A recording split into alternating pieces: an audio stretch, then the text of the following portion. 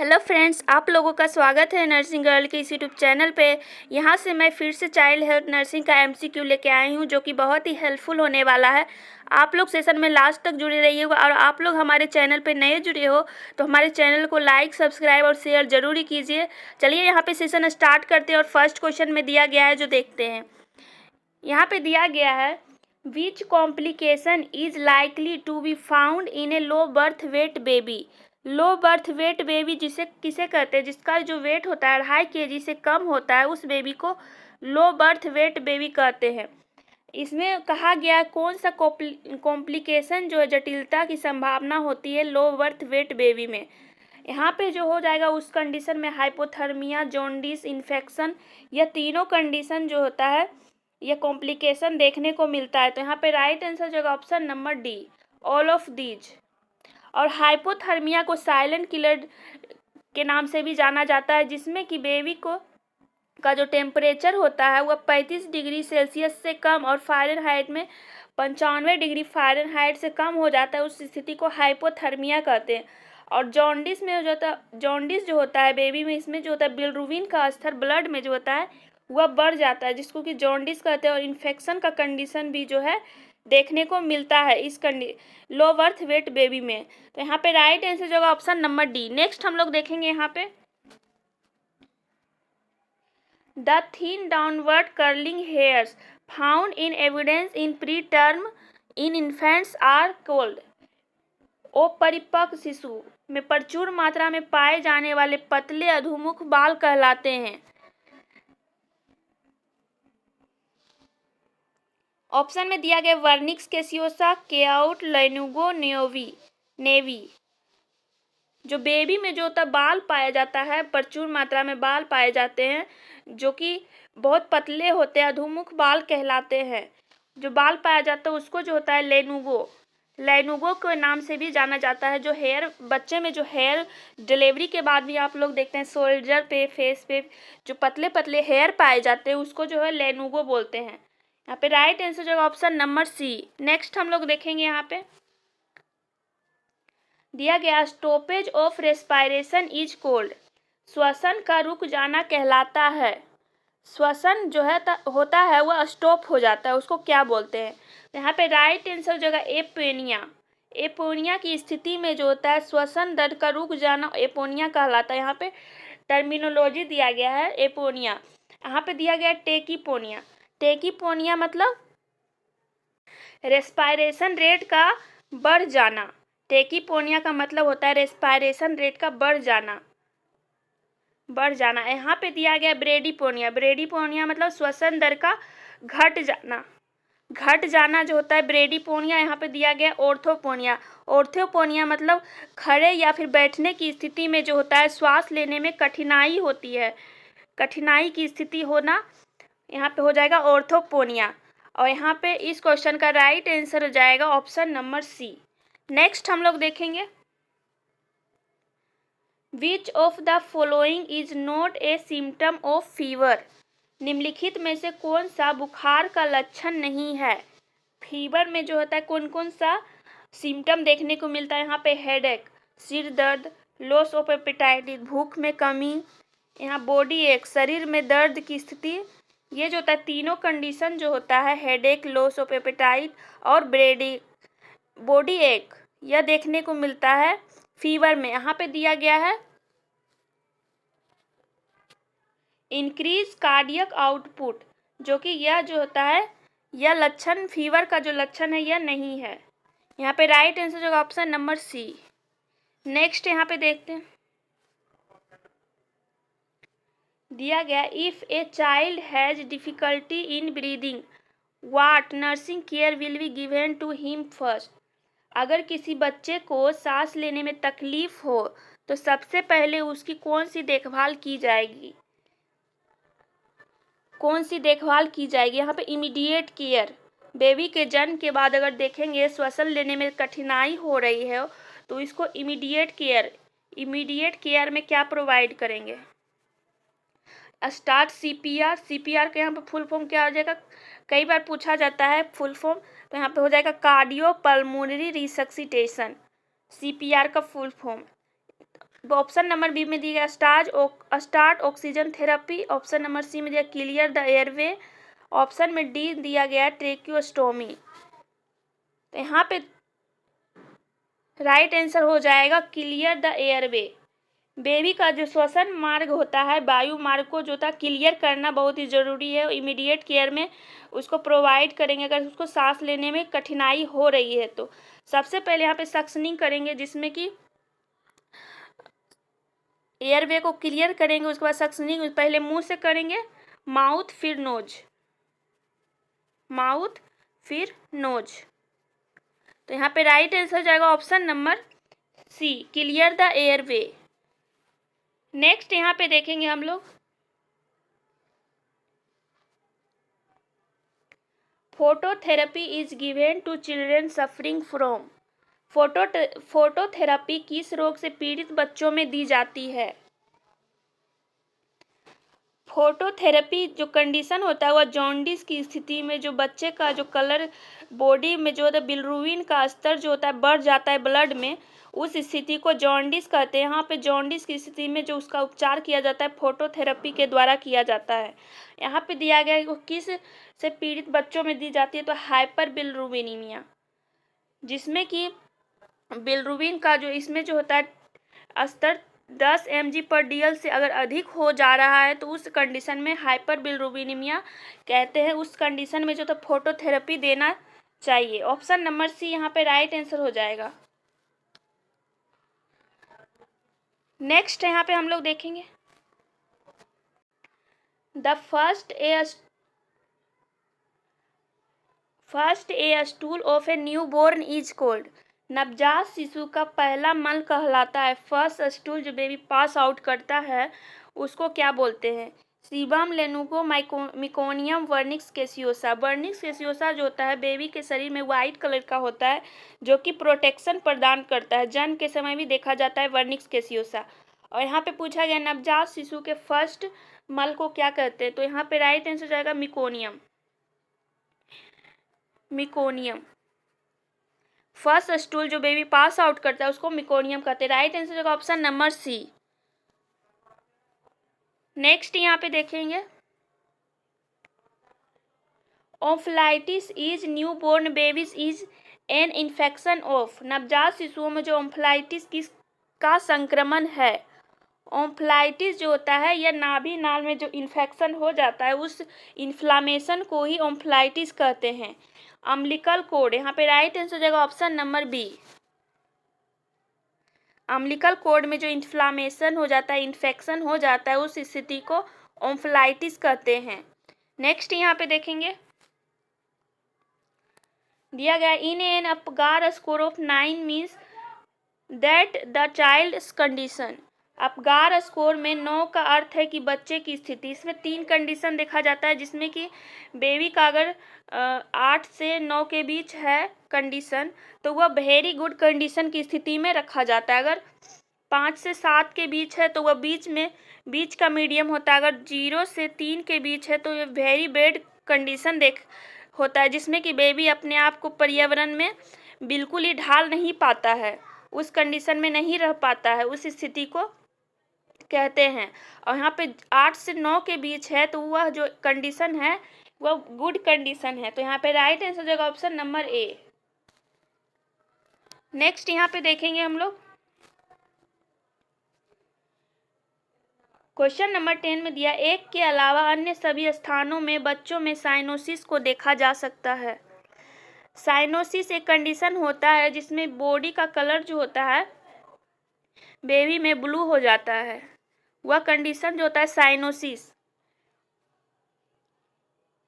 यहाँ पे जो दिया गया है साइनोसिस जो होता है वह एक स्थान पे नहीं पाया जाता है। यहाँ पे टंग में जो है साइनोसिस का इसमें ब्लू कलर हो जाता है, नेल बेड्स में ब्लू होता है, लिप्स में जो होता है इसका कलर जो होता है ब्लू हो जाता है। लेकिन ये स्क्लेरा जो कि आई में होता है उसमें जो यह कंडीशन साइनोसिस का कंडीशन जो होता है नहीं देखा जाता है, वहाँ पे जो स्क्लेरा का कलर चेंज नहीं होता है। यहाँ पे राइट आंसर जाएगा option number A.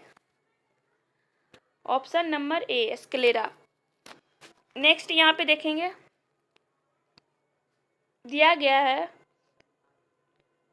The recommended site for DPT vaccination in infants is, शिशुओं में डीपीटी टीकाकरण के लिए अनुशंसित स्थान है।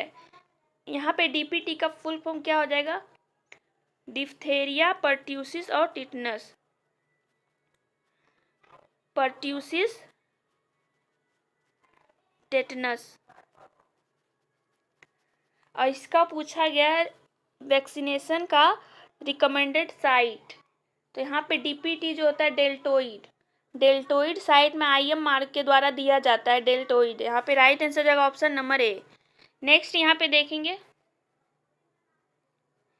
दिया गया the infection caused by candida albicans which usually occurs in infants and debilitated person is, candida albicans के कारण होने वाला संक्रमण जो आमतौर पर शिशुओं और दुर्बल व्यक्तियों में होता है।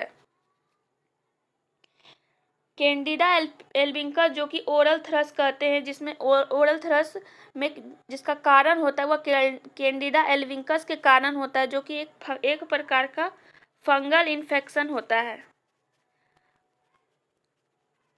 फंगल इन्फेक्शन होता है जो कि मुंह में, जीभ पर जो होता है व्हाइट कलर का चकत्ता देखने को मिलता है।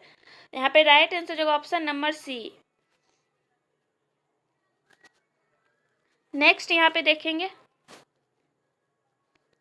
दिया गया which colour light is used in phototherapy, phototherapy में किस रंग के प्रकाश का प्रयोग किया जाता है।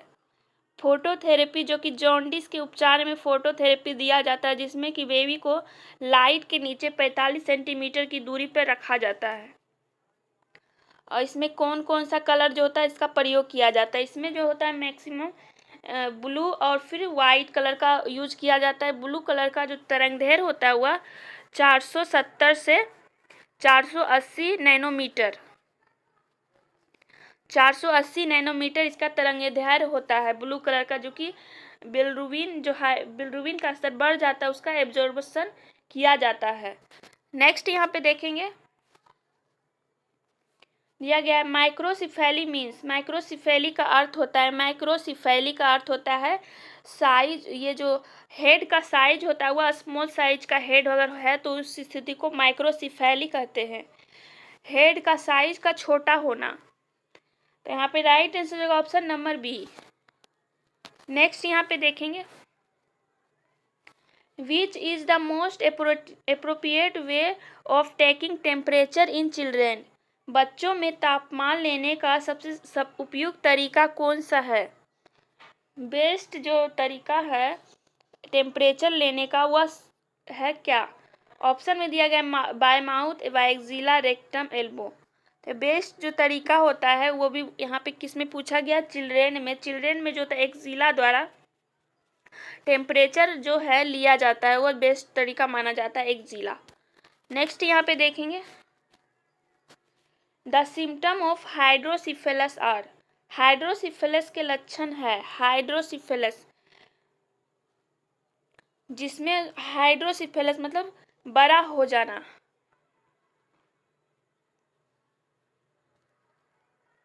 हाइड्रोसिफेलस जो होता है एक न्यूरोलॉजिकल समस्या है, जिसमें कि CSF का जमाव हो जाता है मस्तिष्क में, सिर में।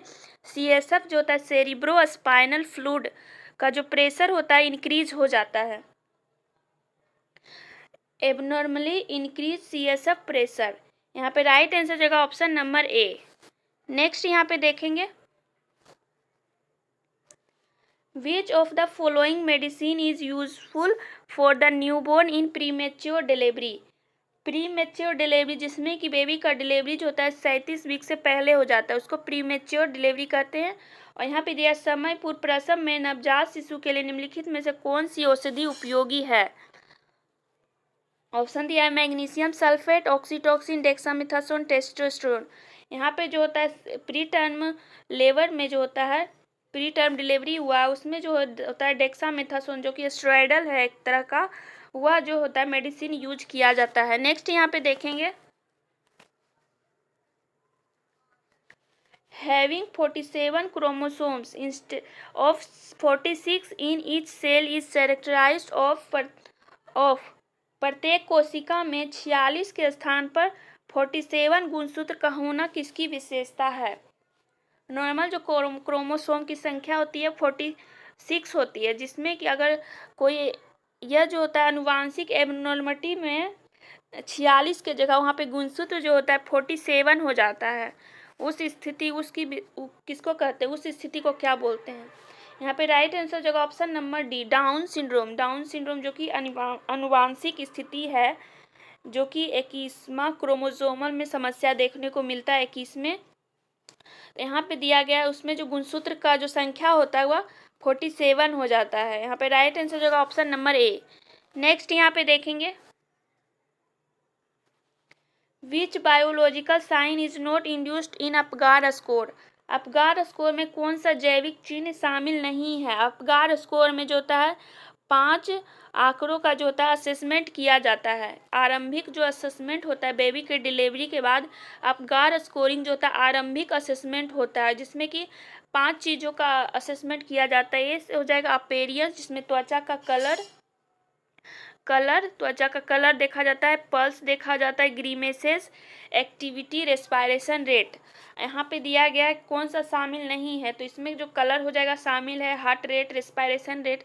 यहाँ पे जो होता है टेम्परेचर जो होता है वो जो अपगार स्कोर में शामिल नहीं है। यहाँ पे राइट आंसर जगह ऑप्शन नंबर डी। नेक्स्ट यहाँ पे देखेंगे, क्वेश्चन नंबर 20 में दिया है कंगारू मदर केयर देने के लिए कॉन्टैक्ट हेतु मिनिमम ड्यूरेशन कम से कम होना चाहिए। कंगारू मदर केयर, कभी कभी यहाँ पे KMC का फुल फॉर्म भी पूछ लिया जाता है, तो आपको याद रखना है kangaroo mother care. Kangaroo mother care में क्या होता है, बेबी का अगर लो बर्थ बेबी है, बेबी का वजन कम है, तो उस कंडीशन में KMC माँ जो होता है, माँ के अलावा कोई भी इसको जो है प्रोवाइड कर सकती है KMC, जिसमें कि बॉडी टू बॉडी कांटेक्ट होता है कंगारू मदर केयर में, और ब्रेस्ट फीडिंग कराया जाता है। तो इसका जो टाइम ड्यूरेशन होता है वो option number B 1 hour. Next यहाँ पे देखेंगे, the colour code of the cannula used for child. बच्चों के लिए प्रयुक्त कैनुला का रंग कोड है। इसमें जो था बच्चों में येलो कलर का कैनुला का यूज किया जाता है, जो कि 24 गेज का कैनुला होता है, 24 गेज। यहाँ पे राइट आंसर ऑप्शन नंबर ए। और एडल्ट में जो होता है वह ब्लू कलर का कॉमनली यूज किया जाता है, ब्लू कलर का कैनुला। नेक्स्ट यहाँ पे देखेंगे, the hormone responsible for ejaculation of milk. दूध के स्खलन के लिए उत्तरदायी हार्मोन है, दूध को बाहर निकालने के लिए उत्तरदायी हार्मोन जो है वह ऑक्सीटोसिन है, जो कि पोस्टीरियर पिट्यूटरी ग्लैंड के द्वारा इसका सेक्रेशन होता है, ऑक्सीटोसिन। यहाँ पे राइट आंसर जगह ऑप्शन नंबर बी। नेक्स्ट यहाँ पे देखेंगे, डिलीवरी के बाद माँ के ब्रेस्ट से निकलने वाले प्रारंभिक मिल्क को कहते हैं, प्रारंभिक जब बेबी का डिलीवरी हुआ उसके 2 से 3 दिनों तक जो मिल्क जो निकलता है उसको जो बोलते हैं कोलेस्ट्रम। यहाँ पे राइट आंसर जगह option number B, colostrum. Next यहाँ पे देखेंगे question number 24, what is mean by macrosomia. Macrosomia का क्या अर्थ होता है? मैक्रोसोमिया जो होता है उसमें जो बेबी का जो नॉर्मल वेट होता है वह 2.5 से 3 kg होता है। नॉर्मल वेट 2.5 से 3 kg होता है, लेकिन मैक्रोसोमिया की स्थिति में जो इसका वेट होता है 4 kg से भी अधिक हो जाता है, उस कंडीशन को मैक्रोसोमिया कहते हैं। यहाँ पे राइट आंसर रहेगा ऑप्शन नंबर ए, बिग साइज चाइल्ड, जो कि डिलीवरी में इस कंडीशन में मैक्रोसोमिया की स्थिति में डिलीवरी में जो होता है बहुत कॉम्प्लिकेशन देखने को मिलता है। यहाँ पे राइट आंसर जगह ऑप्शन नंबर ए। नेक्स्ट यहाँ पे देखेंगे जो कि इस सेशन का लास्ट क्वेश्चन है, क्वेश्चन नंबर 25 दिया गया, which of the following disease is also known as break bone fever. निम्नलिखित में से किस रोग को हड्डी तोड़ बुखार भी कहा जाता है? ब्रेक बोन फीवर कहा जाता है, जो डेंगू है, जो कि एडिस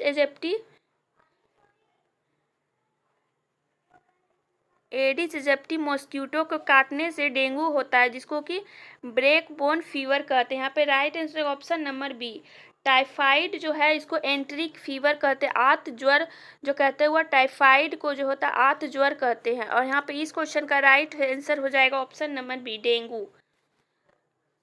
आई होप आप लोग को ये सेशन अच्छा लगा होगा। Thanks for watching.